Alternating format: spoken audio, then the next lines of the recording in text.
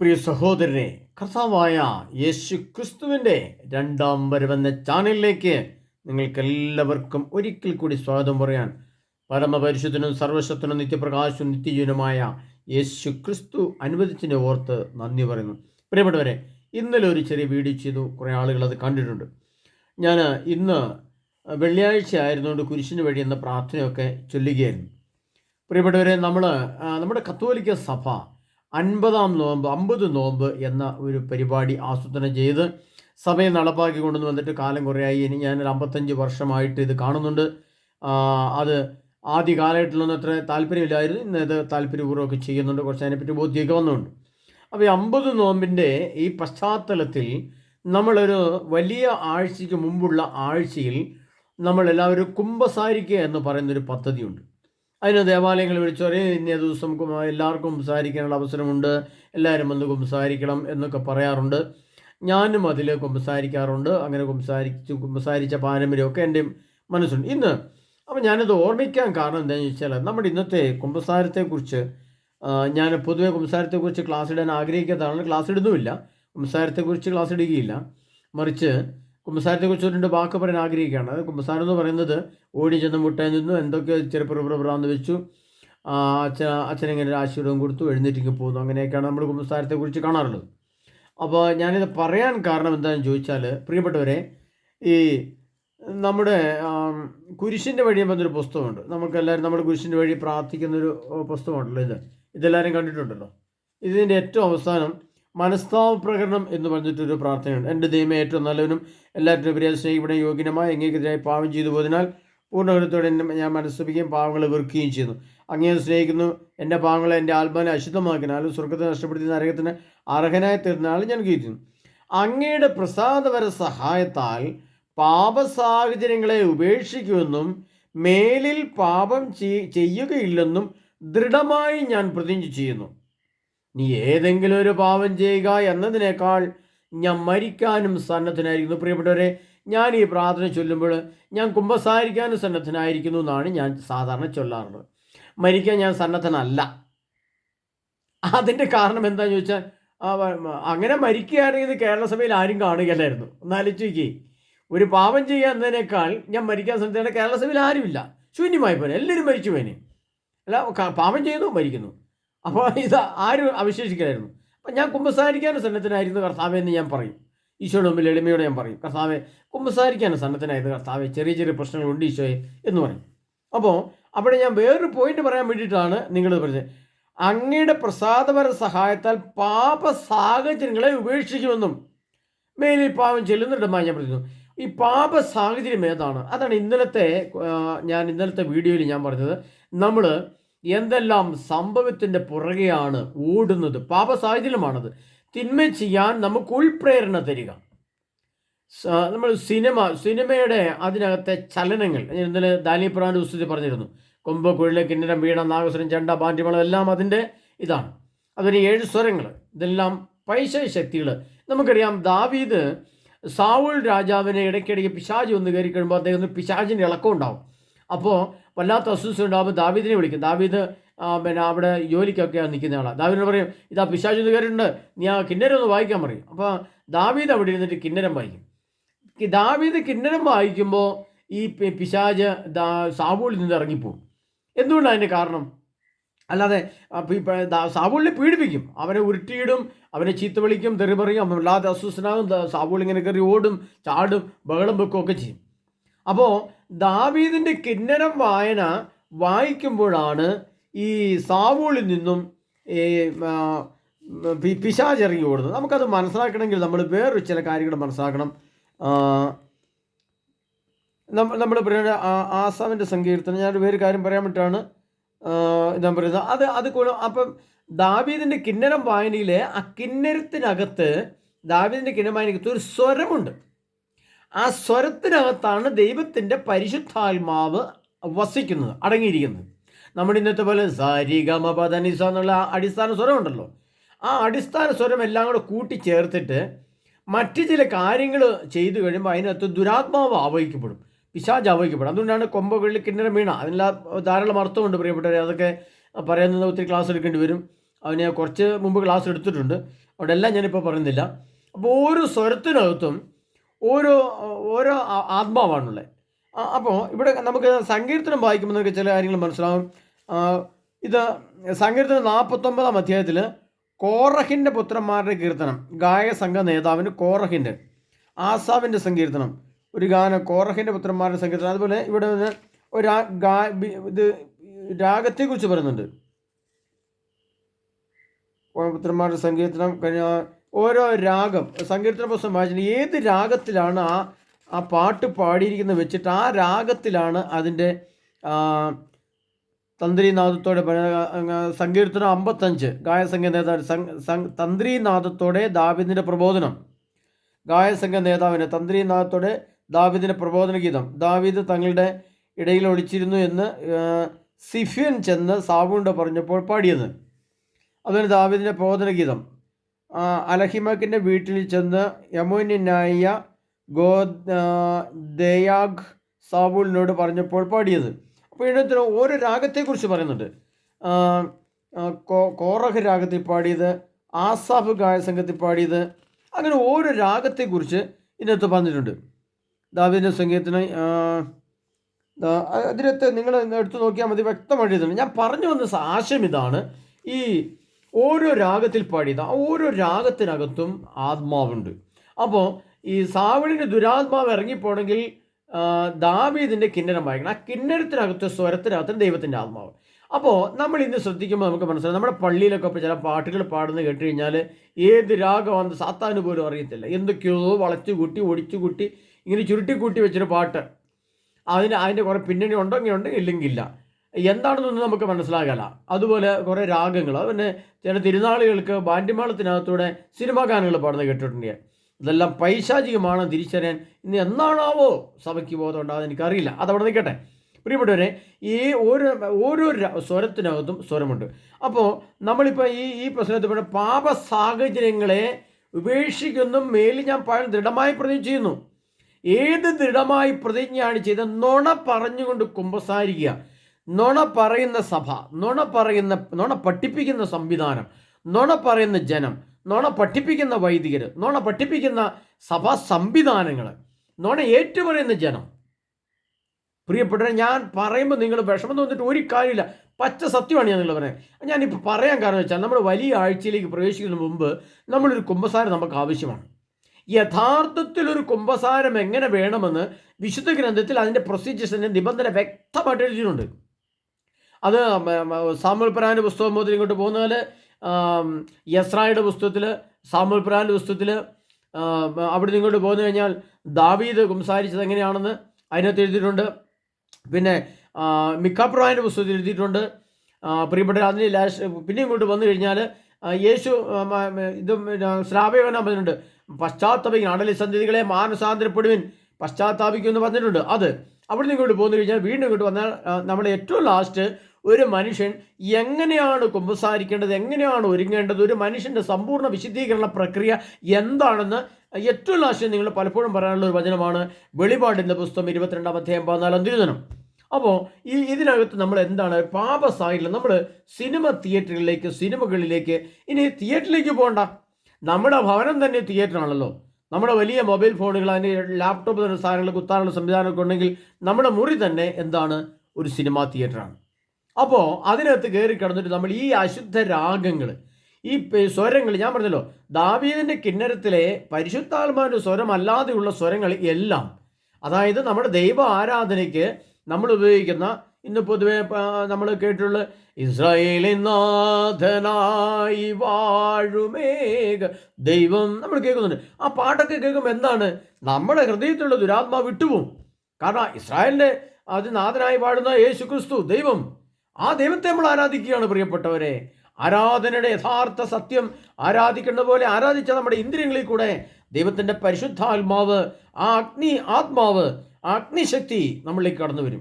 അപ്പോൾ നമ്മൾ പറയുന്നത് എന്ത്, നുണ പറഞ്ഞ് കുമ്പസാരിക്കുക, നുണ പറഞ്ഞ് ജീവിക്കുക, അതാണ് നമ്മുടെ ഇപ്പോഴത്തെ അവസ്ഥ. അപ്പോൾ ഞാനിത് ഈ പുസ്തകം വായിച്ചപ്പോൾ ഞാൻ ആലോചിക്കുന്നത്, ഇനിയൊരു പാപം ചെയ്യുക എന്നതിനേക്കാൾ ഞാൻ മരിക്കാൻ മരിക്കേണ്ട, അത് പോട്ടെ, മരിച്ചിട്ടില്ല ആരും, മരിക്കുകയില്ല, അത് പോട്ടെ, മറിച്ചു നമുക്ക് ചെയ്യാലോ പാപ സാഹചര്യങ്ങളെ ഉപേക്ഷിക്കുമെന്നും പാപം ചെയ്യാനുള്ള സാഹചര്യം, തിന്മ പ്രവർത്തിക്കാനുള്ള സാഹചര്യം ഏതൊക്കെയാണെന്ന് ഉപേക്ഷിക്കുന്നു. എന്നിട്ട് മൊബൈലിൽ കൂടെ കാണുന്ന എന്താണ്, ടി വിയിൽ കൂടെ കാണുന്ന എന്താണിത് നമ്മൾ ചിന്തിക്കണം. എന്നിട്ട് ഈ 50 നോമ്പ് എന്ന ഈ ആചാരത്തിന് എന്തെങ്കിലും മൂല്യമോ വിലയോ നമുക്കുണ്ടോ?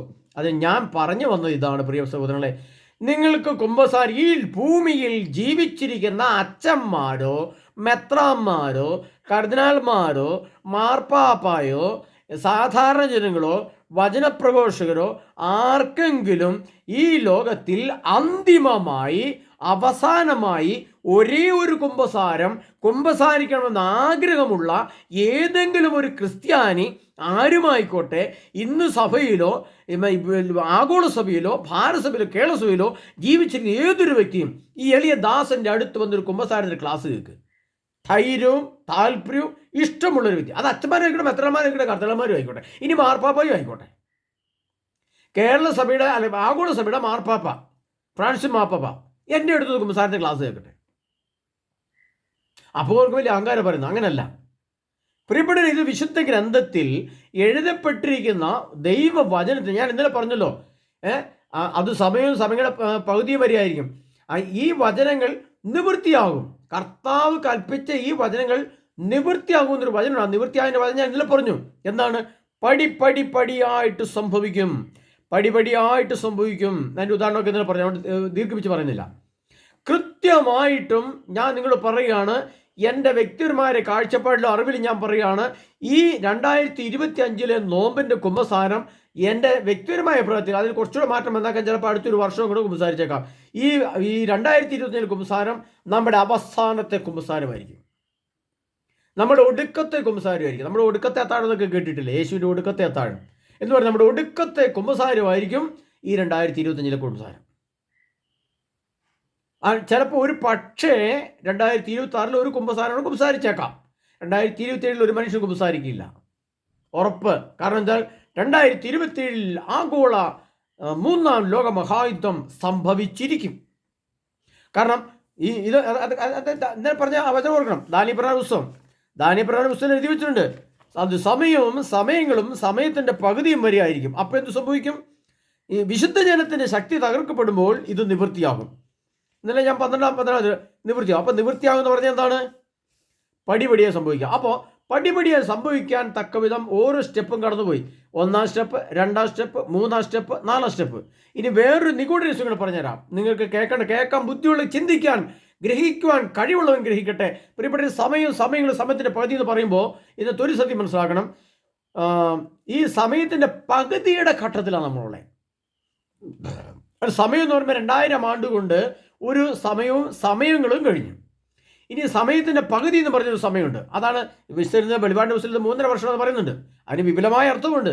ഒരു 5-8 അർത്ഥം വരുന്ന ഘട്ടങ്ങളുണ്ട് ഈ സമയങ്ങൾ എന്ന് പറയുന്നത്. 1ഉം 2ഉം അർത്ഥമല്ല അതിനുള്ളത്, അതിന് നിരവധി അർത്ഥങ്ങളുണ്ട്. പക്ഷേ നമ്മളിതിന് മനസ്സിലാക്കണ്ടേ, സമയത്തിൻ്റെ പകുതിയുടെ അവസാന ഘട്ടത്തിലാണ് നമ്മളുള്ളത്. അത്രമാത്രം യുഗം അതിൻ്റെ അന്ത്യഘട്ടത്തിൽ. അത് കൊരിന്ത്യർ പറഞ്ഞ യുഗങ്ങളുടെ അന്തിമഘട്ടം നമ്മിലാണല്ലോ വന്നെത്തിയിരിക്കുന്നത്. ആ വന്നെത്തിയിരിക്കുന്ന കാലഘട്ടത്തിൽ നിന്നുകൊണ്ട് നമ്മുടെ ഒരു ഒടുക്കത്തെ കുമ്പസാരിച്ച് ഏറ്റവും അവസാനത്തെ ഏറ്റവും പവിത്രമായ വിശുദ്ധമായ ഒരു കുമ്പസാരം പ്രിയപ്പെട്ടവരെ കുമ്പസാരിക്കണമെന്ന് ആഗ്രഹമുള്ള ഈ എളിയ ദാസന്റെ അടുത്ത് വന്ന് ഈ വലിയ നോമ്പിൻ്റെ അവസാനത്തെ കുമ്പസാരം ഒരുക്കം ശക്തിയും ധൈര്യവും ജ്ഞാനവും ബോധമുള്ള ഏതൊരു വ്യക്തിക്കും എളിയ ദാസന്റെ ക്ലാസ്. കത്തോലിക്ക സഭയുടെ ഇന്നത്തെ പഠനത്തിന് അപ്പുറത്തേക്കുള്ളൊരു ക്ലാസ് കുമ്പസാരത്തിന് നിങ്ങൾക്ക് ചെയ്യാൻ തരും. താല്പര്യമുള്ളവരുവാ. നമ്മൾ വിചാരിക്കുക എന്താണ് ഈ കുമ്പസാരം എന്ന് പറയുന്നത്. അതുകൊണ്ടാണ് ഞാൻ യൂട്യൂബിനകത്ത് ഈ കുമ്പസാരത്തെക്കുറിച്ച് ക്ലാസ് ഇടാത്തത്. എന്താണെന്നറിയാമോ? അതൊരു അതിനിഗൂഢ രഹസ്യമാണ്, അതൊരു ത്രിതല ജ്ഞാനമാണ്, അതൊരു ത്രിതല പദ്ധതിയാണ്. അതൊരു പൈശാചി ശക്തികളെ ഒരു ആത്മാവിൽ നിന്ന്, ഒരു മനുഷ്യ ഹൃദയത്തിൽ നിന്ന്, ഒരു മനുഷ്യന്റെ ബുദ്ധിയിൽ നിന്ന് നമ്മുടെ ഇന്നവരെ കയറിക്കൂടിയ എല്ലാ പൈശാചി ശക്തികളെയും യേശു ക്രിസ്തുവിൻ്റെ തിരുത്വം കൊണ്ട് കഴുകുകയും യേശു ക്രിസ്തുവിൻ്റെ വചനത്തിൻ്റെ ശക്തിയാൽ ബന്ധിച്ച് ബഹിഷ്കരിക്കുകയും ചെയ്യുന്ന ആ നിബന്ധന. അതാ ഞാൻ പറഞ്ഞത്. ദാവീദ് എങ്ങനെയാണ് കുമ്പസാരിച്ചത്, എസ്ര എങ്ങനെയാണ് കുമ്പസാരിച്ചത്, സാമൂൽ പറഞ്ഞ പുസ്തകത്തിൽ സാമൂൾ എങ്ങനെയാണ് കുമ്പസാരിച്ചത്, ഇതൊക്കെ വ്യക്തമായിട്ട് എഴുതി വെച്ചിട്ടുണ്ട്. ആ രീതിയിൽ കുമ്പസാരിച്ചാലേ. അതുകൊണ്ട് തന്നെ ആദ്യമേ പറഞ്ഞത്, സാമൂളിൽ കയറിയ ദുരാത്മാവിനെ ദാവീദ് കിന്നരം വായിച്ചപ്പോഴാണ് പോയത്. അല്ലെങ്കിൽ ആ ദുരാത്മാവിനെ പീഡിപ്പിക്കും. അപ്പോൾ ദാവീദിന് കിന്നരത്തിനകത്ത് എന്തുണ്ട്? ദൈവത്തിൻ്റെ പരിശുദ്ധാത്മാവിന് ശക്തിയുണ്ട്. ആ സ്വരത്തിനകത്ത് തന്നെ ആത്മാവ് അടങ്ങിയിട്ടുണ്ട്. എന്നതുപോലെ തന്നെ നമ്മൾ കുമ്പസാരിക്കേണ്ട രീതിയിൽ, അതിൻ്റെ നിബന്ധനകളിൽ, ആ പശ്ചാത്തലത്തിൽ കുമ്പസാരിച്ചാൽ മാത്രമേ അന്തർലീനമായിരിക്കുന്ന പൈശാചിക്തികൾ ഒരു വ്യക്തിയിൽ നിന്ന് ഇറങ്ങിപ്പോകുകയുള്ളൂ, വിട്ടുപോവുകയുള്ളൂ, അവൻ കടന്നു പോകുകയുള്ളൂ. ഇല്ലെങ്കിൽ അത് പോവില്ല. അത് സാത്താനാണ്. അവൻ നമ്മെ വിട്ടു പോകാനുള്ളവനല്ല. കാരണം ഭൂമിക്കടിയിൽ നിന്ന് കയറി വന്നിട്ട് അവനൊരു വ്യക്തിയിൽ വാസമാകുമ്പോൾ അവനറിയാം, ഭൂമിക്കടിയിൽ ഒരാത്മാവിൻ്റെ തിങ്ങി മുട്ടല്, അവൻ്റെ ശ്വാസം മുട്ടല് എത്രയോ വർഷങ്ങളായിട്ട് ഭൂമിക്കടിയിൽ ഇങ്ങനെ പാതാളത്തിൽ, നരകത്തിൽ വേദന അനുഭവിച്ച് കഷ്ടങ്ങൾ വിങ്ങി കിടക്കുകയാണ്. അവന് പുറത്തേക്കൊന്ന് ചാടി വന്ന് ഏതൊരു മനുഷ്യനെ കയറിയാൽ അവന് ആശ്വാസമായി, അവന് ജീവൻ വെച്ചു, ജീവൻ കിട്ടും. അപ്പം അതുകൊണ്ട് അവൻ എന്ത് ചെയ്യും? അവൻ ഏതെങ്കിലും മനുഷ്യനിൽ കയറിക്കൂടാൻ അവൻ നോക്കി. അങ്ങനെ ഇരിക്കുമ്പോഴാണ് നമ്മൾ ചെന്നിട്ട് ഓരോ പാപസായങ്ങളിൽ ചെന്ന് തൊട്ടു നോക്കുന്നത്. ഓരോ അശുദ്ധി ചെന്ന് തൊട്ട് നോക്കുമ്പോൾ ആ അശുദ്ധിയിൽ നിന്നും ദുരാത്മാവ് നമ്മളിലേക്ക് കയറി വരും. അതുകൊണ്ടാണ് ഈ പ്രാർത്ഥനകളൊക്കെ നമ്മൾ ചൊല്ലിപ്പഠിക്കുമ്പോൾ ഇതിൻ്റെ ആഴങ്ങൾ അറിയാതെ നമ്മൾ വിഡ്ഢിത്തം പറയരുത് പ്രിയ സഹോദരങ്ങളെ. മരിക്കാൻ സന്നദ്ധനായിരിക്കുന്നുള്ളത് തിരുത്തി പറയണം. കുമ്പസാരിക്കാനും ഞാൻ സന്നദ്ധനായിരിക്കുന്നു പറഞ്ഞ് പഠിക്കുക പ്രിയ സഹോദരങ്ങളെ.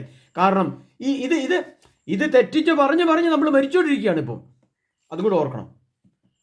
കുമ്പസാരിക്കാൻ തയ്യാറായിരിക്കുന്നു പറ, അത് തിരുത്ത്, അവൻ്റെ പ്രിന്റ് തിരുത്ത്, ഇല്ലെങ്കിൽ തിരുത്തി പറയലും ചെയ്യേ. അതുകൊണ്ട് പാപങ്ങളെയും പാപസായങ്ങളെയും ഉപേക്ഷിക്കുന്നു. എന്തൊരു ഉപേക്ഷയാണെന്നറിയാമോ? കത്തോലിക്ക സഭയും ജനം എല്ലാവരും കൂടി ഉപേക്ഷിച്ച് എല്ലാ പാപസായങ്ങളും ഉപേക്ഷിച്ചു. എൻ്റെ പൊന്ന് ക്രിസ്ത്യാനികളെ, എൻ്റെ പൊന്നച്ഛന്മാരെ, പൊന്നുമെത്രാന്മാരെ, ഞാൻ സ്നേഹപൂർവ്വം മെത്രാന്മാരും അച്ഛന്മാരോട് പറയുക, എനിക്ക് അച്ഛന്മാരുടെ വെറുപ്പ്, കത്തിലാന്മാരും വെറുപ്പോ ദേഷ്യമില്ല. പക്ഷെ നിങ്ങളെ കുറിച്ച് ഓർക്കുമ്പോൾ എനിക്ക് സങ്കടവും വിഷമവും എനിക്ക് തോന്നുന്നത്. ഇത് നിങ്ങളുടെ അജ്ഞതയെ ഓർത്ത്, ജ്ഞാനത്തെ ഓർത്തല്ല, നിങ്ങളുടെ അജ്ഞത എന്താണ് പഠിപ്പിക്കേണ്ടതെന്ന് നിങ്ങൾക്കറിയില്ല. അതാണ് സത്യം. സത്യം പറഞ്ഞാൽ നിങ്ങൾക്ക് പഠിപ്പിക്കാറായിരുന്ന സഭയെ നയിക്കാൻ ഇന്നത്തെ കർദിനാൾമാർക്കോ ഇന്നത്തെ മെത്രാന്മാർക്കോ ഇന്നത്തെ അച്ഛന്മാർക്കോ സഭയെ പരിശുദ്ധാത്മാവോട് നയിക്കാൻ നിങ്ങൾക്ക് അറിയില്ല. അറിയത്തില്ല, തീർത്ത് ഞാൻ പറയാം. കാരണം നല്ലൊരു കുമ്പസാരത്തിന് ജനത്തെ ഒരുക്കുക, ഒരു ഇടവയെ ഒരുക്കുക, ഒരു സഭയെ ഒരുക്കുക എന്ന് പറഞ്ഞാൽ, നല്ല കുമ്പസാരം പറഞ്ഞാൽ എന്താണത്? ഒരു മനുഷ്യൻ്റെ മനസ്സ്, ശരീരം, ആത്മാവ് 3 തലത്തിൽ അന്തർലീനമായിരിക്കുന്ന പൈശാചിക്തികളെ ബഹിഷ്കരിക്കാൻ നമുക്ക് കഴിയണം. അതിന് ചില വിശുദ്ധ ഗ്രന്ഥത്തിലെ നിബന്ധനകളുള്ള ആ നിബന്ധന അനുസരിച്ച് മുന്നോട്ട് പോകണം. അല്ലാതെ ഒന്നും ഇത് പോവില്ല പ്രിയപ്പെട്ടവരെ, പോവില്ല.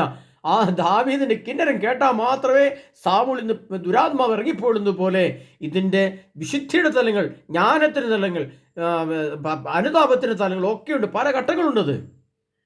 അതുകൊണ്ട് ഞാൻ എടുക്കുന്ന ധ്യാന ക്ലാസ്സുകളിൽ താല്പര്യമുള്ളവർ വന്നാൽ നിങ്ങളുടെ ഒരു ഒടുക്കത്തെ കുമ്പസാരം ഞാൻ നിങ്ങൾക്ക് തരാം. അതായത് ഏറ്റവും അവസാനമായിട്ട് ഒറ്റ കുമ്പസാരേ നിങ്ങൾക്ക് വേണ്ടു. അത് അതിശക്തമായൊരു കുമ്പസാരമായിരിക്കും. അതുകൊണ്ടൊരു കുമ്പസാര ക്ലാസ് നിങ്ങൾ ഭൂമിയിൽ കേട്ടിട്ടുണ്ടാവില്ല. അതുകൊണ്ടൊരു ഒരുക്കം നിങ്ങൾ ഭൂമിയിൽ കേൾക്കുകയില്ല ഇനി. കാരണം എന്തുകൊണ്ടാണ്?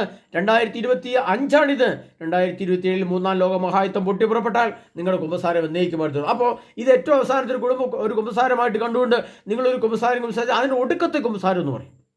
ഏറ്റവും അവസാനത്തെ കുമ്പസാരം. പിന്നീട് പാപം ചെയ്യാൻ നിങ്ങൾക്ക് തോന്നില്ല, പിന്നീട് ദുരാത്മാവ് നിങ്ങളിലേക്ക് കയറി വരില്ല. അതുപോലത്തെ അതിൻ്റെ ത്രിത്വൈക ഗുണം ചെയ്ത ത്രിയേക ദൈവത്തിൻ്റെ ത്രിജ്ഞാനതലം, ത്രിതല ജ്ഞാനം വെച്ചിട്ടുള്ള ഒരു കുമ്പസാരം. ഒരു പൈശാചിക്തികളെ നിങ്ങൾ തൊടുകയില്ല. നമ്മൾ അപ്പസ്തോല പ്രവർത്തനത്തിൽ നമ്മൾ വായിക്കണം പ്രിയപ്പെട്ടവരെ. അപ്പസ്തോലന്മാരുടെ പ്രവർത്തനം, അപ്പസ്തോല പ്രവർത്തനം അതിനെഴുതിയിട്ടുണ്ട്. അപ്പസ്തോല പ്രവർത്തനത്തിനകത്ത് നമ്മളൊരു വാക്ക് വായിക്കുന്നുണ്ട്. ഏതാണത്? അപ്പസ്തോല പ്രവർത്തനം 19-ാം അധ്യായം അതിൻ്റെ 18-ാം തിരുവചനം. അവിടെ ചില കാര്യങ്ങൾ പറയുന്നുണ്ട്. ഇതൊക്കെ നമ്മൾ മനസ്സിലാക്കേണ്ട കാര്യങ്ങളാണ്. അപ്പസ്തോല പ്രവർത്തനം 19-ാം അധ്യായം 18-ാം തിരുവചനം. അവിടെ ഇങ്ങനെ എഴുതിയിരിക്കുന്നത്, കർത്താവായ യേശു ക്രിസ്തുവിൻ്റെ നാമം കൂടുതൽ പ്രകീർത്തിക്കപ്പെടുകയും ചെയ്തു. കൂടാതെ വിശ്വാസം സ്വീകരിച്ച പലരും വന്ന് തങ്ങളുടെ ദുർനടപടികൾ ഏറ്റുപറഞ്ഞ് കുറ്റം സമ്മതിച്ചു. ക്ഷുദ്രപ്രയോഗം നടത്തിയിരുന്ന അനേകം ആളുകൾ തങ്ങളുടെ ഗ്രന്ഥച്ചുരുളുകൾ കൊണ്ടുവന്ന് എല്ലാവരുടെയും കാൺകെ അഗ്നിക്കിരയാക്കി. മനസ്സിലാവുന്നുണ്ടോ പ്രിയ സഹോദരങ്ങളെ, കത്തോലിക്ക സഭയെ? ഞാൻ ഈ സഭയെന്ന് പറയുള്ളൂ, ഇനി എനിക്ക് എൻ്റെ വായിൽ എപ്പോഴും അതേ വരുള്ളൂ. എന്താണെന്നറിയോ? നമ്മൾ വിശുദ്ധിയുടെ തലങ്ങളിലേക്ക് പ്രവേശിക്കേണ്ട, ത്രിതല ജ്ഞാനം ആർജിക്കേണ്ട നമ്മളിപ്പോൾ അന്ധകാരത്തിലേക്ക് നടന്നു പോവുകയാണ്. ദുരന്തങ്ങൾ നമ്മുടെ മുമ്പിൽ വന്നു നിൽക്കുകയാണ്. ഏതാനും വർഷങ്ങൾക്കുള്ളിൽ 3-ാം ലോക മഹായുദ്ധം പൊട്ടിപ്പുറപ്പെടും. ഈ വർഷം ചിലപ്പോൾ വലിയ മറ്റു ദുരന്തങ്ങൾ, നമ്മൾ ചൂരൽമല, വയനാട്ടിൽ കണ്ടാണ് വലിയ ദുരന്തങ്ങൾ. ഒരു ജില്ല പോലും ഒരു ഒരു പഞ്ചായത്ത് പോലും ഇല്ലാത്ത വിധം ഉരുൾപൊട്ടലുകൾ. ഇനി കടലൊക്കെ മുൻപോട്ട് കയറി വരും, കാലാവസ്ഥ തിരിഞ്ഞു മറിഞ്ഞു പോകും, വലിയ കലാപങ്ങൾ പൊട്ടിപ്പുറപ്പെടും. ഇങ്ങനെ ദുരന്തങ്ങളുടെ ഒരു പെരുമഴ നമ്മെ കാത്തിരിക്കുന്നത്. എന്തുകൊണ്ടാണ് എന്തുകൊണ്ടാണ് അതിൻ്റെ കാരണം എന്തെന്നറിയോ? ഈ നുണപറച്ചിൽ. ഇനി ഒരു പാവം ചെയ്യുന്നതിനേക്കാൾ ഞാൻ മരിക്കാനോ സന്നദ്ധരായിരിക്കും. എന്നിട്ട് ആരും മരിക്കുന്നുമില്ല, മരിക്കുകയില്ല. പാപമല്ല ചെയ്യുന്നത്, തിന്മയാണ് ചെയ്യുന്നത്. പാപത്തിൻ്റെ പ്രവൃത്തി ഒരുപാട് തിന്മ. അപ്പോൾ എന്താണ് സംഭവിച്ചത്? കൂടാതെ വിശ്വാസം സ്വീകരിച്ച പലരും വന്ന് തങ്ങളുടെ നടപടികൾ ഏറ്റുപറഞ്ഞ് കുറ്റം സമ്മതിച്ചു. എന്നാൽ ചെയ്ത പ്രവൃത്തി എന്താണ് ആദ്യം സമ്മതിക്കുക. അതാണ് ആദ്യം വേണ്ടത്. അത് അച്ഛനായിട്ട് മെത്രാനെന്നോ കിടക്കുന്നില്ല. അച്ഛനെന്നോ മെത്രാനെന്നോ കപ്പ്യാരെന്നോ കൈക്കാരനെന്നോ സൺഡേ സ്കൂൾ അധ്യാപനെന്നോ മാർപ്പാപ്പയെന്നോ കർത്തനാണെന്നോ ഒരു കണക്കുമില്ല.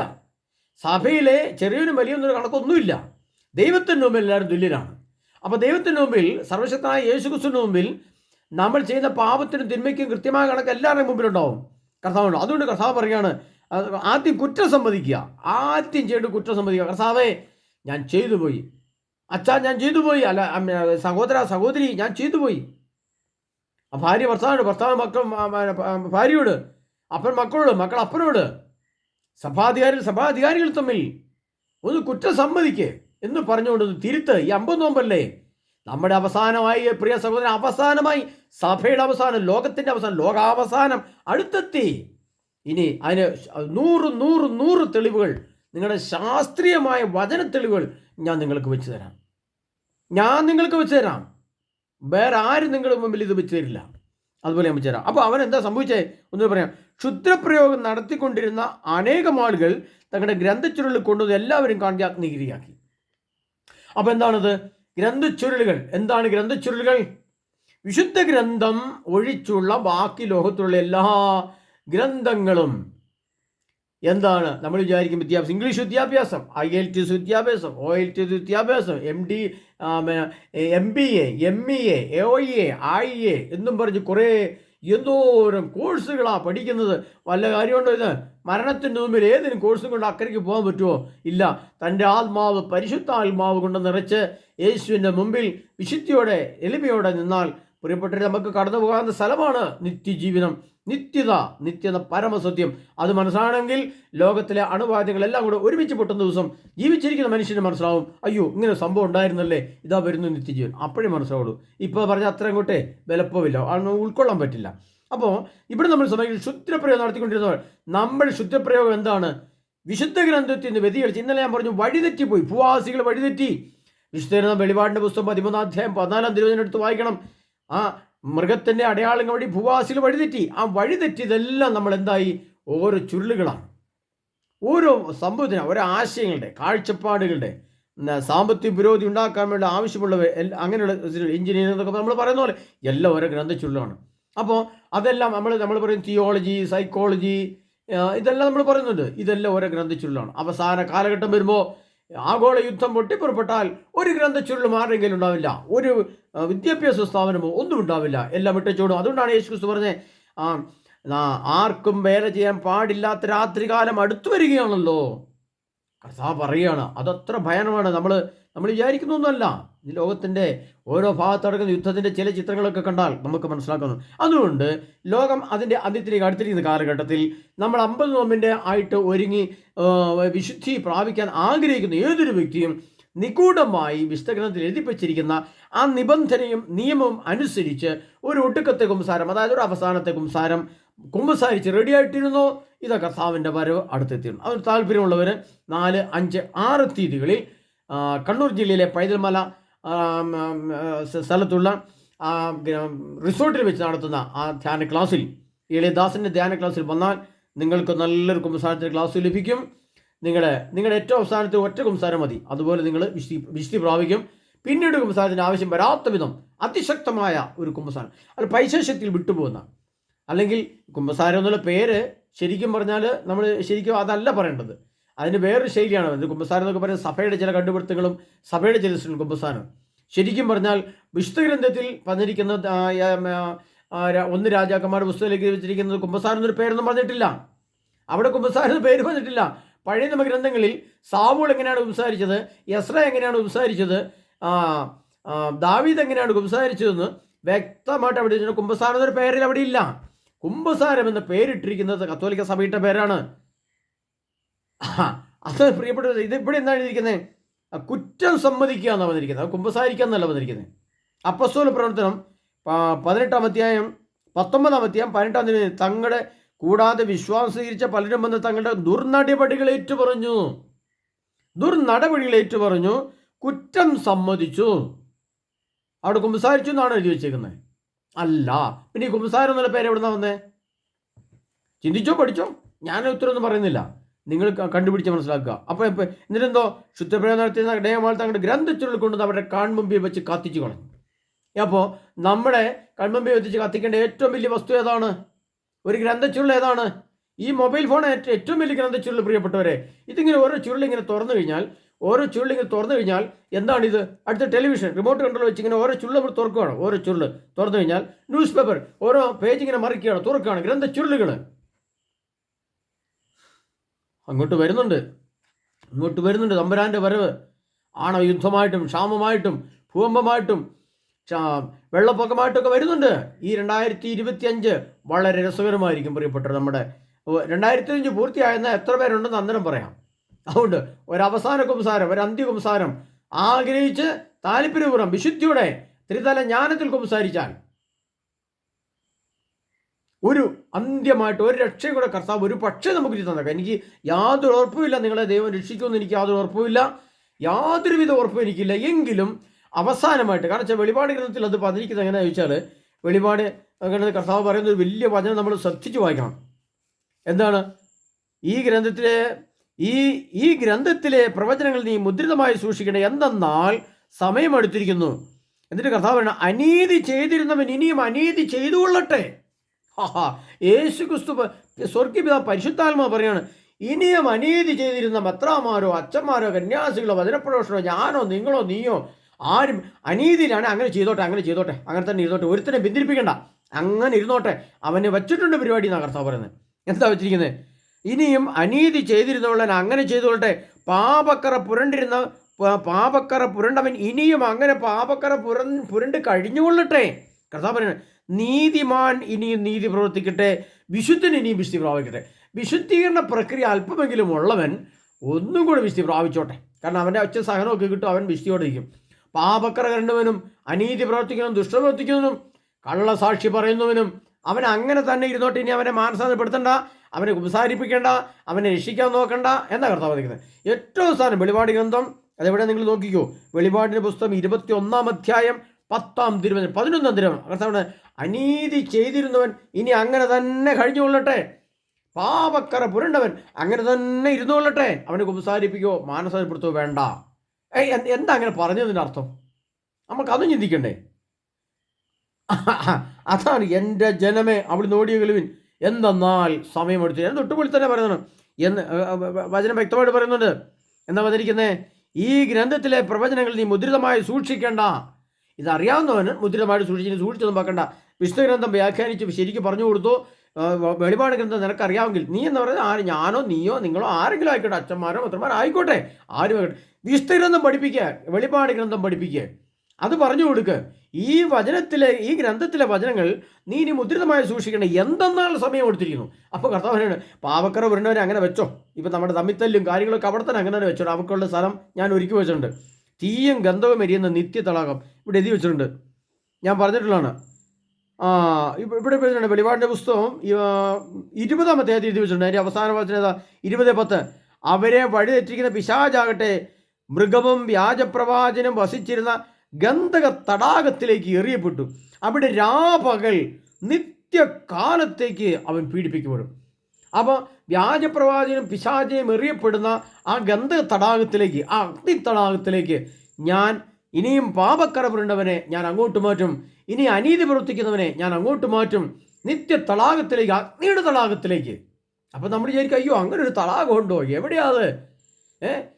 സാമ്പാർ തടാകം എന്ന് കേട്ടിട്ടുണ്ട്, പിന്നെ ഏതാ മറ്റേ ഡെക്കാൻ പീഠഭൂമിയിൽ കണ്ടു തടാകം എന്ന് കേട്ടിട്ടുണ്ട്, പിന്നെ ശുദ്ധേല തടാകങ്ങൾ, നമ്മുടെ വേമ്പനാട്ടുകായൽ ശുദ്ധേല തടാകം എന്ന് കേട്ടിട്ടുണ്ട്. അങ്ങനത്തെ 2-3 തടാകത്തെക്കുറിച്ച് കേട്ടിട്ടുണ്ട്. ഈ അഗ്നി തടാകത്തെക്കുറിച്ച് അതിൻ്റെ പൊന്നു ചേട്ടാ ഞങ്ങൾ കേട്ടിട്ടില്ല. അതുകൊണ്ട് ഈ വീട്ടിത്തൊന്നും പറയല്ലേ നമ്മൾ ചിന്തിക്കും. അണുബോംബുകൾ ഉണ്ടോ? അത് പൊട്ടിയിരിക്കും, പൊട്ടിച്ചിരിക്കും. അത് പൊട്ടിയാൽ 1 കോടി ഡിഗ്രി സെൻറ്റിഗ്രേഡ് എന്നൊക്കെ ഏതോ ശാസ്ത്രജ്ഞന്മാർ പറഞ്ഞിട്ടുമുണ്ട്. അപ്പോൾ അത് തന്നെ അഗ്നി തടാകം. അപ്പോൾ തെളിവുണ്ടല്ലോ, ശാസ്ത്രീയമായിട്ട് നിങ്ങൾ പറഞ്ഞിരിക്കുക. അപ്പോൾ അങ്ങനെ അങ്ങോട്ട് പറയണ എന്താ പറഞ്ഞിരിക്കുന്നത്?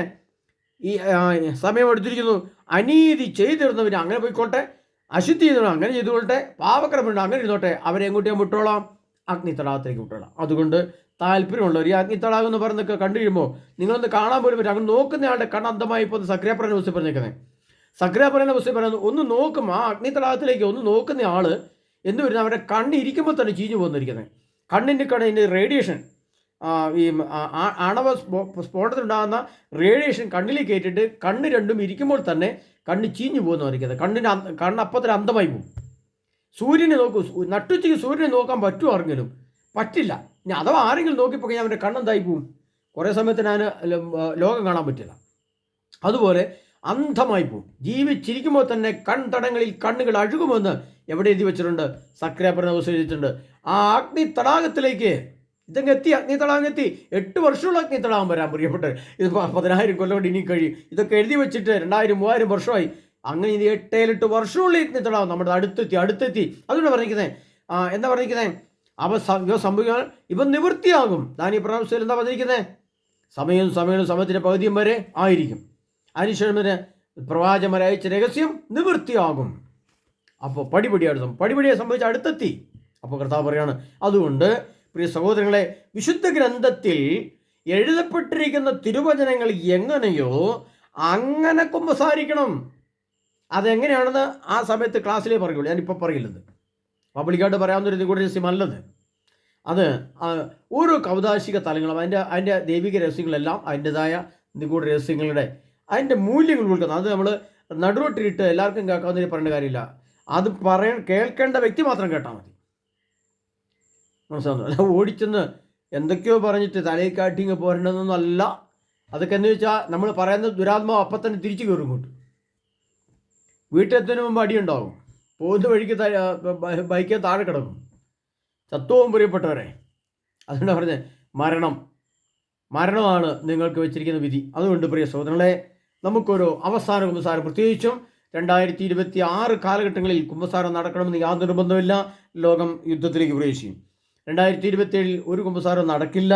അത് ആഗോള യുദ്ധം പൊട്ടിപ്പുറപ്പെടും. പിന്നെ പോയിട്ട് നമുക്ക് അല്പം ആശ്വാസത്തിൽ കുമ്പസാരിക്കാൻ ഈ 2025 കുമ്പസാരമുള്ളൂ. അതും മനസ്സിലാക്കി എനിക്ക് ഒരേ ഒരു കുമ്പസാരം കൊണ്ട് എൻ്റെ ആത്മാവും മനസ്സും ശരീരവും പരിപൂർണ്ണ വിശുദ്ധി പ്രാപിക്കുന്ന ഒരു ആത്മശരീരമായിട്ട് രൂപാന്തരപ്പെടണമെന്ന് ആഗ്രഹിക്കുന്ന ഏതൊരു വ്യക്തിക്കും എളിദാസിൻ്റെ ക്ലാസ്സിലേക്ക് ഏപ്രിൽ 4, 5, 6 തീയതികളിൽ കടന്നു വരാം. പ്രിയ സഹോദരങ്ങളെ, അതിനാൽ നമ്മൾ പറഞ്ഞുകൂട്ടുന്ന നുണയ്ക്കും പറഞ്ഞുകൂട്ടുന്ന തട്ടിപ്പിനും വെട്ടിപ്പിനും ഒക്കെ അതിൻ്റേതായ കാലഘട്ടങ്ങളിൽ അതിൻ്റേതായ ആൾക്കാർ എഴുതി വെച്ചു. പിന്നീട് അതിൻ്റെ ഭവിഷ്യത്തുകളൊന്നും മനസ്സിലാക്കിയില്ല. അപ്പോൾ അത് ആ ഭവിഷ്യത്ത് മനസ്സിലാക്കാതെ എഴുതി വെച്ച കുറേ വിട്ടിത്തങ്ങളെ നമ്മളിങ്ങനെ പിന്തുടരുകയാണ്. ഏതെങ്കിലും മെത്രാനോ ഏതെങ്കിലും മാർപ്പാപ്പയോ പ്രഖ്യാപിച്ചിട്ടുണ്ടെന്ന് പറഞ്ഞിട്ട് അത് മുഴുവൻ അന്ധമായിട്ട് വിശ്വസിക്കേണ്ടതല്ല. നമ്മൾ അതല്ല വിശ്വസിക്കണേ. വിശുദ്ധ ഗ്രന്ഥത്തിൽ എഴുതപ്പെട്ടിരിക്കുന്ന തിരുവചനങ്ങളിൽ അന്തർലീനമായിരിക്കുന്ന ആ ശക്തിയെ ആവഹിച്ചെടുക്കണം നമ്മൾ. മനസ്സിലാവുന്നുണ്ടോ? അത് ആവഹിച്ചെടുക്കണ ചെപ്പണിയുണ്ട്. അതുകൊണ്ട് കുറച്ച് ലേഖനത്തിൽ പറഞ്ഞിരിക്കുന്നത്, നിങ്ങൾക്കെപ്പോഴും പാലാണ് ആവശ്യം. അയ്യോ, നല്ല കർത്താവ് കരുണാമയനാണ്, ഈശോ നമ്മളെ സ്നേഹിക്കുന്നു, യേശു എന്ന് നമ്മൾ വിളിച്ചാൽ മതി. ഈശോ നമ്മളെ പെണ്ണോട് സ്നേഹിച്ച് നെഞ്ചോട് ചേർത്ത് വെക്കും. നിന്റെ പാവങ്ങളെല്ലാം ക്ഷമിച്ച് വിശുദ്ധിയോടെ നിന്നെ ഇങ്ങനെ ചേർത്തെടുത്ത് പൊക്കി സ്വർഗത്തിലെ ഏറ്റവും നല്ല കസേര കൊണ്ട് വെച്ച് മോളെ എന്ന് വിളിക്കും. അങ്ങനെ പാല് പോലത്തെ വചനം കേൾക്കുവാണെങ്കിൽ എല്ലാവർക്കും വലിയ സന്തോഷം. അയ്യോ, രക്ഷപ്പെട്ടു. ഫിലിപ്പിക്കാരിൽ എനിക്ക് പറഞ്ഞല്ലേ, യേശു ക്രിസ്തു വഴി നിങ്ങൾക്ക് ആവശ്യമുള്ളത് എല്ലാം തരും. നമ്മൾ കേട്ടിട്ടില്ലേ ഫിലിപ്പിക്കാരുടെ ലേഖനം? അടുത്തൊരു വചനമുണ്ട്, എല്ലാം തരും. നമ്മളിപ്പോൾ കിട്ടും പറഞ്ഞിട്ടുണ്ടെങ്കിൽ ഒന്നും കിട്ടില്ല. ഒന്നും കിട്ടില്ല. കിട്ടുന്ന എന്താണ്? നിത്യശിക്ഷ, നിത്യപാതാളം കിട്ടും. പ്രിയപ്പെട്ടവരെ, നമുക്കത് മേടിക്കണമെങ്കിൽ ദാനിയേൽ പ്രവാചകൻ ഈ ഭാവിയെക്കുറിച്ച് സർവശക്തനായ ദൈവം ഈ ഭാവിയിൽ നടക്കുന്ന വലിയ ആ യുദ്ധത്തെക്കുറിച്ച്, ആ യുദ്ധത്തിൻ്റെ കാലഘട്ടമാണ് നമുക്കിപ്പോൾ. അപ്പോൾ 3000 വർഷം മുമ്പ് എഴുതി വെച്ച അത് കേട്ട് പേടിച്ച് ബോധം കെട്ട് വീണ മനുഷ്യനാണ് ദാനിയേൽ പ്രവാചകൻ. എന്നിട്ട് 21 ദിവസം ഉപവാസം ചെയ്ത മനുഷ്യനാണ് ദാനിയേൽ പ്രവാചകൻ. നമ്മുടെ യേശു ക്രിസ്തു 40 ദിവസം രാവും പകലും ഭക്ഷണം കഴിക്കാതെ ഉപസിച്ചതാണ് യേശു ക്രിസ്തു. അപ്പസ്തോലന്മാർ സ്വന്തം നാടും വീടും വിട്ട് ഇസ്രായേലിൽ നിന്ന് കേരളത്തിലേക്കൊക്കെ നമ്മുടെ തോമാശ്രീയൊക്കെ മാസങ്ങൾ എങ്ങനെയൊക്കെയോ നടന്നും പിടിച്ച് ഇവിടെ വന്നിട്ടാണ്. അതിൻ്റെ ഇടയ്ക്ക് ഭക്ഷണം കഴിച്ചോ അതിൻ്റെ ഇടയ്ക്ക് അവർ വിശ്രമിച്ചോ, അവർ കിടന്നുറങ്ങിയോ ചുവന്നേരെ? അവർ ഏതെങ്കിലും വീടുണ്ടായിരുന്നോ കേരളത്തിൽ വന്നപ്പോൾ? അവർ സുവിശേഷം പറയാൻ വേണ്ടി ലോകത്ത് പോയപ്പോൾ അവരെല്ലാവരും സ്നേഹിച്ചോ? കർത്താവിൻ്റെ കാര്യങ്ങൾ പറഞ്ഞപ്പോൾ മന്ത്രവാദികളും കാര്യങ്ങൾ അവർക്കെതിരെ നീങ്ങി. തോമാശ്രീയെ പോലും കുന്നം കൊണ്ട് കുത്തപ്പെട്ട് കൊല്ലപ്പെട്ടു. അവിടെ നിന്ന് സുഖസൗകര്യങ്ങളല്ല, സന്തോഷമല്ല, അവരുടെ ശരീരത്തിൽ പീഡകളാണ് ഏറ്റത്. ആ പീഡയായിരുന്നു യേശു ക്രിസ്തുവിന് വേണ്ടി സഹിച്ച പീഡകളായിരുന്നു എൻ്റെ വിശുദ്ധീകരണത്തിനും എൻ്റെ ആത്മരക്ഷയ്ക്കും കാരണമായതെങ്കിൽ, പ്രിയപ്പെട്ടവരെ, നമ്മൾ ഉപവാസവും പ്രാർത്ഥനയും ശരിയായ കുമ്പസാരവും ഒക്കെ അനുഷ്ഠിച്ചില്ല എങ്കിൽ അത് നിത്യരക്ഷയല്ല, നിത്യശിക്ഷയായിട്ട് മാറും. ഒരു കുമ്പസാരം എന്ന് പറയുന്നത്, അല്ലെങ്കിൽ ഒരു വിശുദ്ധ കുർബാന എന്നൊക്കെ പറയുന്നത് ശരിയായ രീതിയിൽ അതിൻ്റെ രീതി ചെയ്തില്ലെങ്കിൽ അത് രക്ഷയ്ക്കല്ല, കാരണം അത് അതേ സംഭവം തന്നെ ശിക്ഷയ്ക്കായിട്ട് വരും. അതുകൊണ്ടാണ് യേശു ക്രിസ്തു അപ്പം എടുത്ത് മുക്കി യൂദാസിൻ്റെ തിരുവോട് കൊടുത്തപ്പോൾ അപ്പോൾ മുതൽ അവനിൽ പിശാച് ഒറ്റിക്കൊടുക്കാൻ വേണ്ടി പ്രവേശിച്ചു എന്ന് പറയുന്നത്. എന്താണ് യേശു ക്രിസ്തു കൊടുത്ത തിരുത്വം അല്ലായിരുന്നു അവൻ്റെ അതിർത്തി തൊട്ടത്? അതാ ഞാൻ പറഞ്ഞേ, ഇപ്പോൾ നമ്മൾ അർപ്പിക്കപ്പെടുന്ന ബലികളും ഇപ്പോൾ നമ്മൾ കുമ്പസാരവും രക്ഷയല്ല നമുക്ക് തരുന്നത്. അതേ കുമ്പസാരവും അതേ കുർബാനയും നമുക്ക് ശിക്ഷയ്ക്കായിട്ട് മാറും. ഹല്ലേലൂയ! ശ്രദ്ധിച്ചോ പ്രിയപ്പെട്ടവരെ, ശിക്ഷ വരുന്നു പുറകെ അടുത്തനുണ്ട്. അതുകൊണ്ട് ശരിയായൊരു കുമ്പസാരം കേൾക്കണമെന്ന് ആഗ്രഹിക്കുന്ന മെത്രാനോ കർദിനാലോ അച്ഛന്മാരോ ജനങ്ങളോ ആരെങ്കിലും ഉണ്ടെങ്കിൽ എളിയദാസന്റെ പൈതമലയിലെ ആശ്രമത്തിലേക്ക് പോവാം, കേട്ടിട്ട് പോവാം, ഒരുങ്ങാം. ഒരവസാന കുംസാരം, ഒരു ഒടുക്കത്തെ കുംസാരത്തിന് താല്പര്യമുള്ളവർക്ക് വരാം. പ്രിയപ്പെട്ടവരെ, ഒടുക്കത്തെ കുംസാരം എന്ന് പറയുമ്പോൾ ഏറ്റവും അവസാനത്തെ കുംസാരം. നമ്മൾ ഒടുക്കത്തെ എത്താണെന്ന് കേട്ടിട്ടില്ലേ? അല്ലാതെ ഒടുക്കത്തെ കുംസാരം എന്ന് പറയുന്നത് അതിന് രണ്ടർത്ഥമുണ്ട്. ഒന്ന് ഏറ്റവും അവസാനത്തെ കുംസാരം, പിന്നീട് കുംസാരത്തിന് സമയമില്ല, സാഹചര്യമില്ല, പശ്ചാത്തലമില്ല. മറ്റൊന്ന് ഏറ്റവും അവസാനമായി നമ്മൾ ഒരുങ്ങിയൊരു കുംസാരം, ഒരു ശരിയായ കുംസാരത്തിൻ്റെ വിശുദ്ധിയുടെ തലങ്ങളിലേക്ക് ഉയരപ്പെടുന്ന ഏറ്റവും അവസാനത്തെ കുംസാരം. താല്പര്യമുള്ളവർക്ക് വരാം. പ്രിയപ്പെട്ടവരെ, നമ്മൾ ഇന്നുവരെ കേട്ടതുപോലെ അല്ല, കുറച്ചുകൂടെ വെളിപാട് ഗ്രന്ഥത്തെ ആസ്പദമാക്കിയുള്ള കുമ്പസാരം ഒരുക്കമാണ്. അതിനാൽ പ്രിയ സഹോദരങ്ങളെ, കർത്താവായ യേശു ക്രിസ്തു നമ്മെ എല്ലാവരെയും സമൃദ്ധമായി അനുഗ്രഹിക്കട്ടെ. കർത്താവായ യേശു ക്രിസ്തുവിൻ്റെ വരവിനായിട്ട് നമുക്ക് ഒരുങ്ങുന്ന ഈ സമയത്ത്, ഈ ഒരു നോമ്പ് കാലത്തിൽ അതിശക്തമായൊരു കുമ്പസാരത്തിൻ്റെ ഒരുക്ക പ്രക്രിയ എന്നിൽ സംഭവിക്കുവാൻ, എന്നിൽ നടക്കുവാൻ സർവ്വശക്തനായ ദൈവം നമ്മൾ ഓരോരുത്തരും അനുഗ്രഹിക്കപ്പെടട്ടെ. ആമേൻ.